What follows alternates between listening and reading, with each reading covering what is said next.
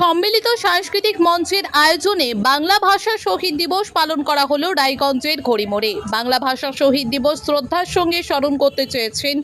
সেই স্মরণীয় ঘটনাকে মনে রেখে রায়গঞ্জের সমস্ত সাংস্কৃতিক সংগঠনের মানুষজনকে আমন্ত্রণ জানানো হয়েছে। বাংলা ভাষা চর্চাকে আরও সম্মিলিত করে তোলা, জাগিয়ে রাখা, আরও বাঁচিয়ে রাখা।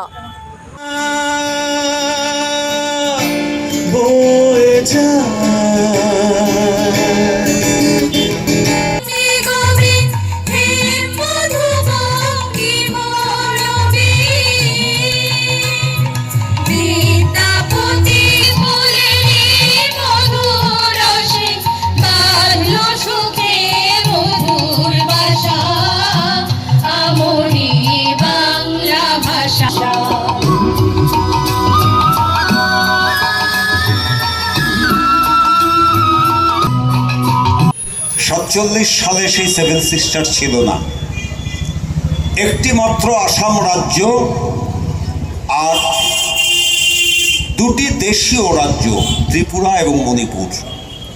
47-এর 15ই আগস্টে এই উত্তর পূর্ব ভারতের মানচিত্রের দিকে যদি আমরা তাকাই, তার মধ্যে একটু আলাদা করা ছিল। আজকের যেটা অরুণাচল প্রদেশ, সেটাকে বলা হতো NEFA, north eastern frontier area.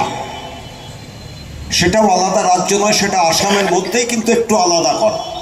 Manipur আর ত্রিপুরা বাদ দিয়ে বাকি পুরোটাই আসাম। আজকে যেটাকে আমরা নাগাল্যান্ড বলে চিনি, যাকে আমরা মিজোরাম বলে চিনি। আমার নাম শুভ্র শঙ্কর নাগ। আমি কোনো দায়িত্বেই নেই। আমরা আসলে সকলেই অনুষ্ঠানের আয়োজকের ছোট ছোট অক্ষর কর্মী বলতে পারেন। আমাদের কর্মসূচি হচ্ছে আজকে বাংলা ভাষা শহীদ দিবস আমরা শ্রদ্ধার সঙ্গে স্মরণ করতে চাইছি। 19শে মে বরাক উপত্যকার সেই স্মরণীয় ঘটনাকে মনে রেখে আজকের আমাদের এই উদযাপন। আমরা আপামর সকলকেই আমরা আমন্ত্রণ জানিয়েছি। আমাদের সম্মিলিত সাংস্কৃতিক মঞ্চটা রায়গঞ্জের সমস্ত সাংস্কৃতিক যে সংস্থাগুলো, তাদেরই একটা মিলিত শাখা, একটা আমব্রেলা সংগঠন বলা যেতে পারে, মিলিত সংগঠন। তাদের সবাইকেই আমরা আমন্ত্রণ জানিয়েছি। তারাই বিভিন্নভাবে আমরা যারা বাংলা ভাষা চর্চা করে থাকি শহরে, তারাই আছে।